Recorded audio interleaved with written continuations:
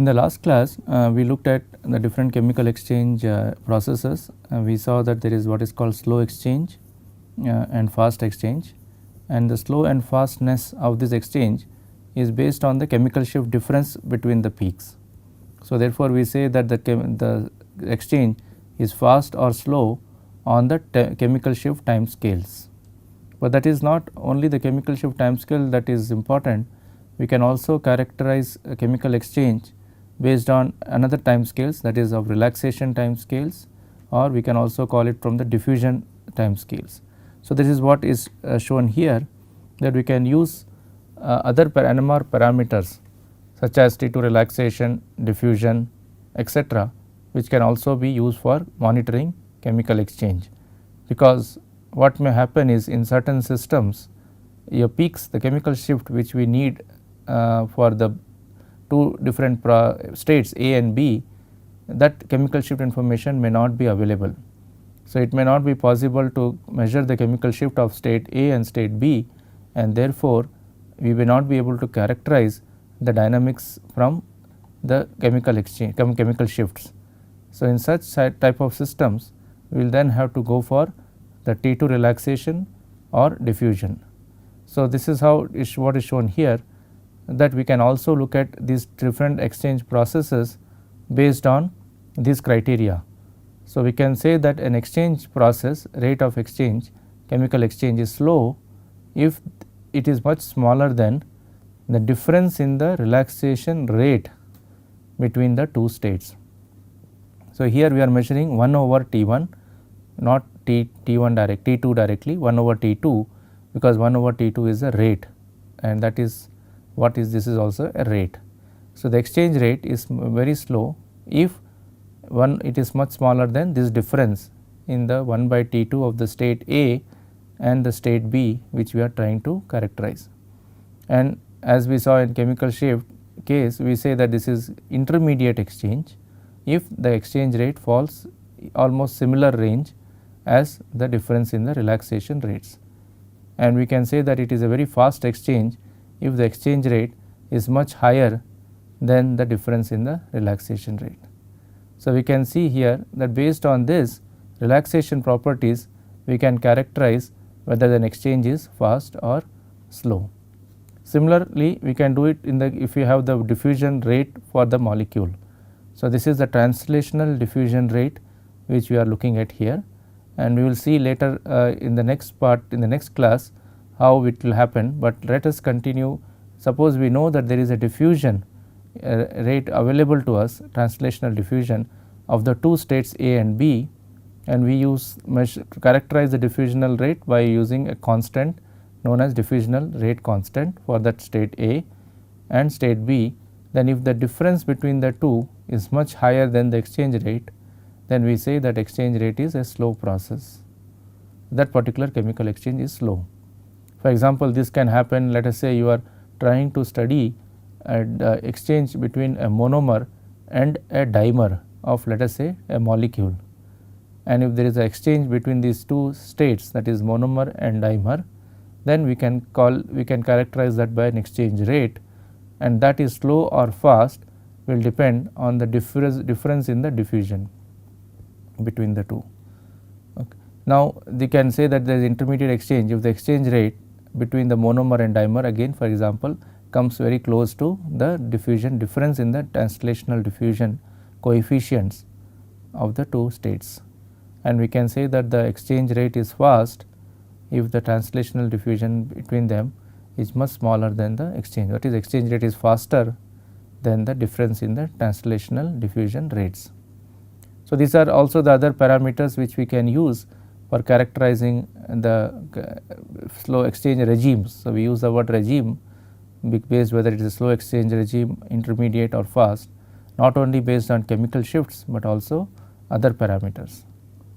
So, this when you use other parameters, then we have to measure them by some methods. So, for example, T2 exchange can be measured by different experiments which we will not go into detail in this course.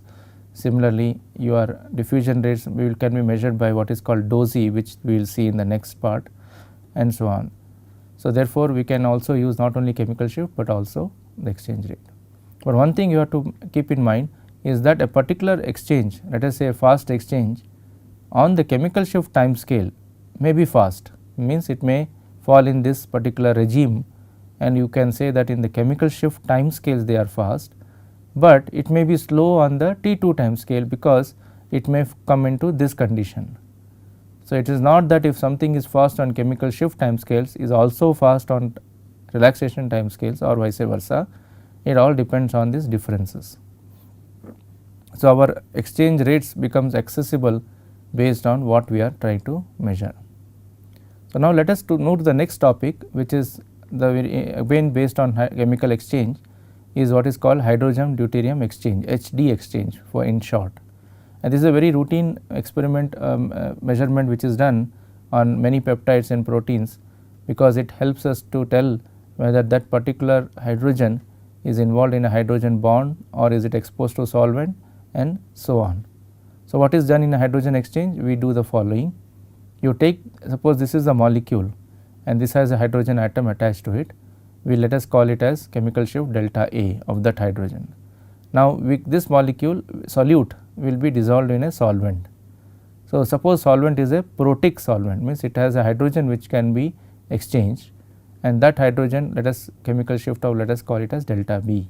So, this will be for example water or methanol, it is all the protic solvents. Now, what will happen is, if suppose there is an exchange between the two, that is the solvent hydrogens and the molecule hydrogen, this is typically happens in peptides and proteins when we dissolve in water. And what are those hydrogens? Typically it is the backbone amide hydrogens we are going to look at. So, the backbone amide hydrogen NHCONH, that NH is called a labile hydrogen because it is exchangeable with this hydrogen of the solvent.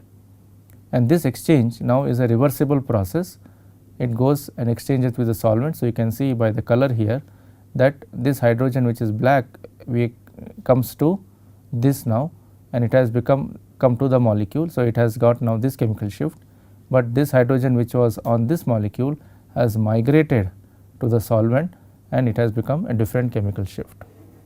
So, therefore, there is a constant interchange between these two hydrogens, and that is a reversible process, and we can call it by we can denote it like K1 and K minus 1. So, this is again the similar to or same as the chemical exchange process which we saw earlier.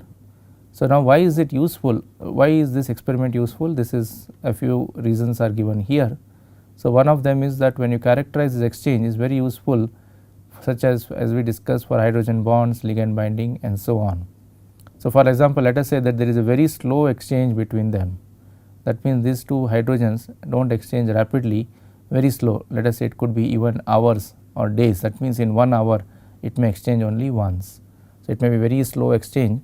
And why is that is very slow? That is because this hydrogen may not be available for exchange, and that is what is written here, that it is protected from exchange because for either because of two reasons. One is it could be because of hydrogen bonding, that is this hydrogen is bonded to some other hydrogen or some other oxygen in the molecule, and therefore, it is tightly protected, it cannot be released for exchange. Or it could be that this hydrogen is buried inside the molecule, deep inside the molecule, for the solvent molecule cannot penetrate or this cannot come out of the molecule to exchange. So, therefore, that could be another issue, a reason why the exchange can be slow. So, when does this kind of a protection from exchange happen? Suppose let us say you are studying a protein folding process in which the molecule is a linear molecule, a linear peptide starts to form a tertiary structure. So, let me schematically show you by this picture drawing here. So, suppose I have a linear peptide like this, and when I start folding it or when it starts folding in an environment, it may form now a secondary 3D structure, tertiary structure. So, during this process, suppose there is a hydrogen atom here, that hydrogen atom comes here and it gets protected and it comes into the system inside the structure. So, therefore, it becomes protected. So, here we can say it is exposed. So, it will be fast exchange, means it will exchange rapidly. but here it is protected. So, we can say it is slow exchange because it is not available to exchange. So, this can happen during protein folding. So, hydrogen exchange therefore, is a very popular experiment to study this folding process, and we people look at how this hydrogen exchange rates, chemical exchange happens between solvent and the proton during this process. So, this is important. Similarly, you can also have a situation where a protein or a peptide or a molecule is aggregating, means it is forming oligomer, dimer, trimer, tetramer and so on, and during that process the hydrogen which is exposed in a monomer may start now getting buried because it is now in the interphase. Interphase means between the two dimers, it is forming in the interface between monomer and dimer, between the one molecule and another in the dimer. So, it now gets protected from exchange. So, that also can result in a slow exchange from fast. So, initially it is fast because it is monomer, but it becomes a dimer or trimer, it may become slow. So, therefore, that also helps us to, hydrogen exchange helps us to characterize this aggregation process. And typically the protons, as we discussed, are the one which we are studying are the NH protons and the OH protons. OH is a side chain protons in the case of serine and threonine and so on, tyrosine, but normally they exchange very fast. The most standard protons which we use for this characterizing this hydrogen deuterium exchange are this NH exchange, backbone amide, they are called exchangeable hydrogens. So, let us see how we characterize this exchange. We use this word called protium deuterium exchange. So, here what we do is we take the molecule again which is shown here, but this time we will use a deuterated solvent. We use a deuterated solvent. The reason is that when the hydrogen exchanges with deuterium, which is as shown here, then this the molecule, the deuterium comes to the molecule and hydrogen has gone to the solvent. This, because of this deuteration, we use the word deuteration, because of the deuteration the signal from this hydrogen is gone. That means, the chemical shift delta A which was coming from here, the peak now disappears. Why does it disappear? Because now it is replaced by a deuteron. So, therefore, because of that the signal is lost. So, the more the exchange takes place, more is the signal lost. So, we can actually monitor the loss in the signal intensity of the molecule of this hydrogen and with time. So, as it is reducing with time, it means it is exchanging with slowly with time. If it does not exchange at all, if it is very slow exchange, then this hydrogen intensity will not reduce and it will be almost constant or very slow decay. But if it is exchanging rapidly, it will decay very fast. So, based on the decrease or decay of the intensity of this hydrogen signal, we can characterize its exchange, whether it is a slow exchange or a fast exchange. So, this is what is written here, that when we expose the molecule to a deuterated environment, the exchangeable protons will start exchanging, and because of the large excess of the solvent. So, this, remember, this is a millimolar, a very less, whereas solvent is in molar, very high. So, the molecule's protons now are slowly replaced with deuterium, and therefore, the proton signal starts disappearing or reducing in intensity due to the deuteration. So, therefore, as the signals disappear in terms of the intensity, they decrease as a function of time. That can be monitored, and if it is slow, we can measure up to a long time, but if it is fast, it has to be done rapidly. So, this is typically the profile which we will get, that the intensity of that hydrogen atom which you are looking will slowly decrease with time, and this is typically an exponential decay, and that can be fit to a exponential decay equation like this, the intensity. So, intensity is measured at various points. So, you may have intensity measures at, let us say, initially 0 before you put it, as soon as you put it, you may have intensity here, you may have intensity here, you may have measured here, you may have measured here, you may have measured here, and so on, and after this it is almost 0. So, by measuring this kind of a large number of intensity points in between, we can actually characterize we can measure these points and fit it to this equation, and from that equation we can extract the exchange rate K exchange, and that is very useful because if K exchange is slow, we can say that it is protected, and if this is fast, we can say it is exposed. So, there are a lot of methods which are known in literature to measure the exchange rates. So, typically this is how the experiment is done. The experiment is carried out by dissolving the molecule in D2O, 100% D2O, and then a series of spectra are collected at different time intervals. So, every 5 minutes or 10 minutes you measure, and then as we saw, you fit that decrease in the intensity to this particular equation to measure or obtain the exchange rate. But what is the limitation of this approach? The limitation of this approach is that as soon as you dissolve in D2O, the protein will, the spectra has to be recorded. Why? Because as soon as you add the D2O to the sample, all the NHs will now start exchanging with the D2O. So, if there is a very fast exchange, by the time you record the first spectrum after dissolving, your signal would have been already gone to 0, because that exchange would have been very fast for that proton, and that proton will be completely absent, disappear from the spectrum.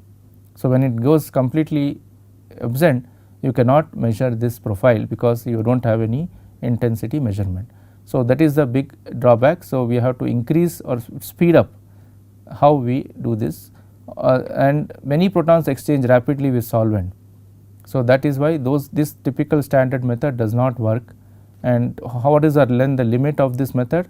The method typically works if your exchange rate is 1 per second. That means, if the hydrogen and deuterium in the solvent exchange 1 per second, 1 time per second, once per second, less than that means if they less than once per second, then you can say that that exchange is slow, and that can be measured by this kind of approach.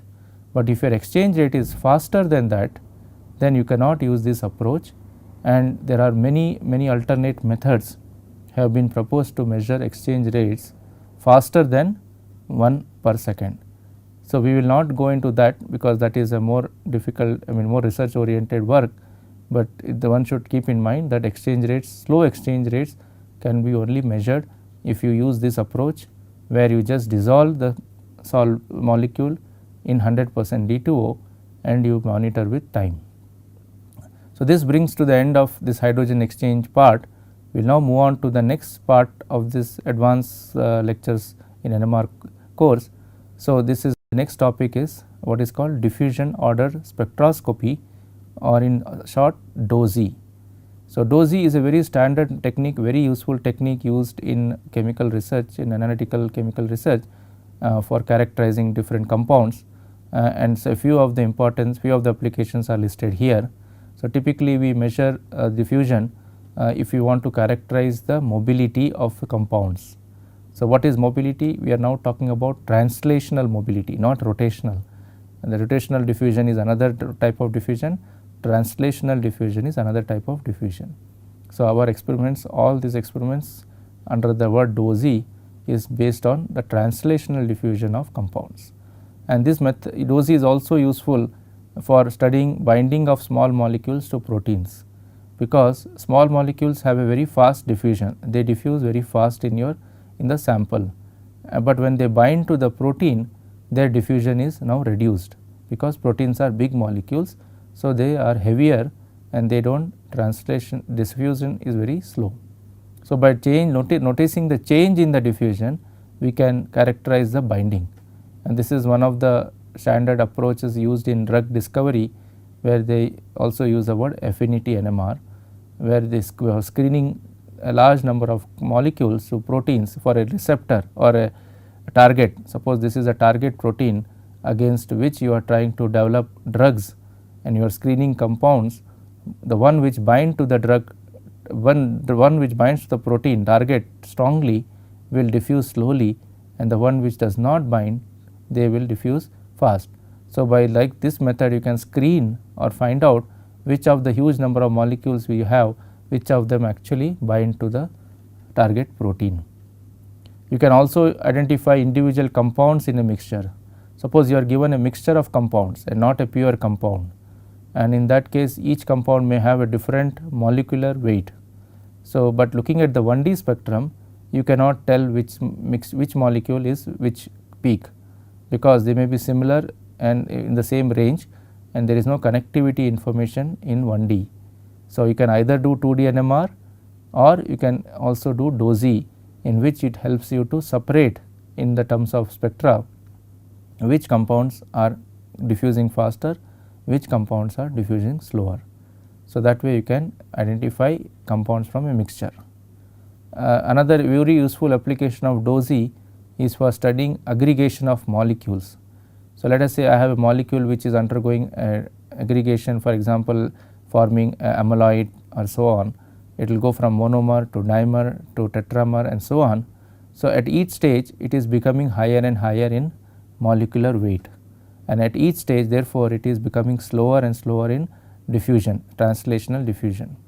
So, therefore, by monitoring the diffusion coefficient at each stage of the process, I can figure out whether the molecule is a monomeric state, or how it is going, whether it is going to dimer or is going to trimer and so on. So, aggregation processes very nicely can be monitored with DOSI. So, now let us see how the DOSI experiment works. For this, you have to understand what is called gradients. So, this is what we have seen in the very first part of the course, where we looked at how the hardware aspects. So, when we looked at hardware aspects, we had a quick look at what is called gradients. So, basically gradients are like coils like this, which is located in this part of the probe. So, this whole thing here is a probe, the probe which goes into the magnet in the central portion of the magnet, and this probe has a RF coil here, you can see in black color, which is the coil for pulsing and receiving signals from the sample. But on the top of this coil, up top and bottom, you have this another circular coils, which we call it as gradient coils. Now, what are gradient coils? Gradient coils are nothing but you apply a current in this coil. So, whenever there is a current in this coil, remember a magnetic field is generated in the center of the coil. This is the standard laws in physics, that when a current flows in a coil in perpendicular direction, there is a magnetic field generated at the center. So, if I flow it in a clockwise direction, I will get this direction. If I flow current in this coil in a opposite direction, anti-clockwise, then I will generate an opposite magnetic field. Okay. So, this is how we do that, and here you see this is the main magnetic field, main meaning the big magnet which is outside, which is where it is probe is sitting in the magnet, and that is the big magnet P0. And this magnet field, which is generated by putting current in this coil, is a very small magnetic field, very small, and it is in the milligauss, millitesla level, whereas this is in the Tesla scale. So, you see this is 1000 times less, and that is a very small magnetic field, but what is happening now is I am applying this current here. So, my sample will be sitting in this coil. So, then it will experience a additional magnetic field on this direction towards the top. This is the top part of the sample, whereas the bottom portion of the sample will experience an opposite magnetic field, because now it is now subtracted from B0. So, this is like a chemical shift type of a thing, where the molecule at the top have a different chemical shift, because they are now B0 plus B, because they are now in the same direction, and molecules sitting at the bottom of the sample have a different chemical shift, because it is B0 minus B, because it is opposing the main magnetic field. So, the whole idea of DOSI relies on this gradients. We can only do DOSI if we have gradients in our spectrometer, and nowadays all modern spectrometers have these gradient coils. So, it is not a big problem to do DOSI experiments on any standard spectrometer. So, let us see again this concept, how this affects the sample. So, this is what is shown here, that I have now shown a sample here. This is the sample tube, and what happens is typically you have what is called an effective sample volume, means your sample which is sitting here, this portion of the sample is what is effective, because all your coils, RF coils is here, your gradient coils are here, and above and below has no effect on the sample. So, our main focus will be on this rectangular portion of the sample, which is exposed to this gradient coils. So, this is what is shown here. Now, as I said in the last slide, because of application of this magnetic gradients Now, the magnetic field at this portion, that is the top part, these are the molecules shown here, 2 molecules let us take, one at the bottom of the sample, one at the top of the sample. Now, these 2 molecules do not have the same chemical shift or the precessional Larmor precession. Why? Because at the top portion of the sample I have added an extra magnetic field which is given by G into Z. Why? What is Z? Z is the distance from the center. So, at this point it is a maximum, and it is now the chemical shift of that molecule which is sitting here is now a slightly different value compared to the original omega naught equal to gamma b 0. So, you have a addition of a magnetic field. Now, if you look at the bottom of the sample, it is opposite. Remember, we saw in the previous slide, it is opposite to the main magnetic field. So, I can say it is subtracted. So, it is my, and what happens in between? In between it is a range of values. So, for example, if you look at the center, this up magnetic field cancels the down magnetic field.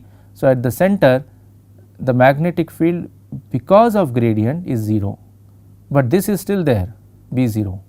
So, at the center the chemical shift will be omega equal to gamma b 0, there is no G and Z, no G, Z is 0. Now, center means Z is 0, but if I go down towards this side, then the negative magnetic field dominates. If I go towards top of the sample, the positive magnetic field dominates. So, therefore, we say that we have created a gradient. This is why we use the word gradient coils. We have created a gradient of a magnetic field. So, the magnetic field is no longer across the sample. We have purposely, deliberately created a difference, and that is the gradient, linear gradient, and this is along the z axis. Okay. So, this is along the z axis we have created this gradient. Now, this gradient what it does? Now, if I apply a pulse to this sample, then the sample, the magnetization as we saw comes to this direction, xy direction when I apply a pulse. Now, when after the pulse, when I apply this gradient, these 2 currents in this coil, then the molecule which is here will have a different chemical shift compared to the molecule which is here. So, all the molecules now do not have the same chemical shift. Remember, they are the same molecule, but because of this change in the magnetic field across the sample, the molecules here will have different chemical shift compared to here, compared to here. So, therefore, they will now start rotating or oscillating with different chemical shift. So, very similar to what you saw in the T2 situation. The T2 also, because of the local magnetic field fluctuation, the T2 we saw that there is what is called dephasing, but here also there is dephasing, but this dephasing is not because of T2, it is because of the difference in omega naught, and that difference in omega naught is coming because we have purposely created a difference by applying a linear gradient, and that is shown in this picture here. There that is completely dephased. So, after some time, suppose I keep the current on in this coil for, let us say, for few milliseconds. Typically we apply this current for a very short duration, it is about 100 microseconds to 1 millisecond. In that time the molecules completely get dephased, and same molecule which is the same chemical shift before, but now because of the gradient has now acquired a range of chemical shift along the sample and has completely gone in all directions, and it is dephased. So, that means if I now record a spectrum, I will not get any peak at all. Why? Because complete addition of this is 0. So, let me point out that this is in the xy plane. So, this is, let us say, x axis and this is y axis. So, in the xy plane the signal is 0. So, this is called complete dephasing of the magnetization. So, we will see in the next class how now this can be used for measuring the diffusion of molecules, and how this will be very nicely we can calculate how the molecules are translationally moving in the sample.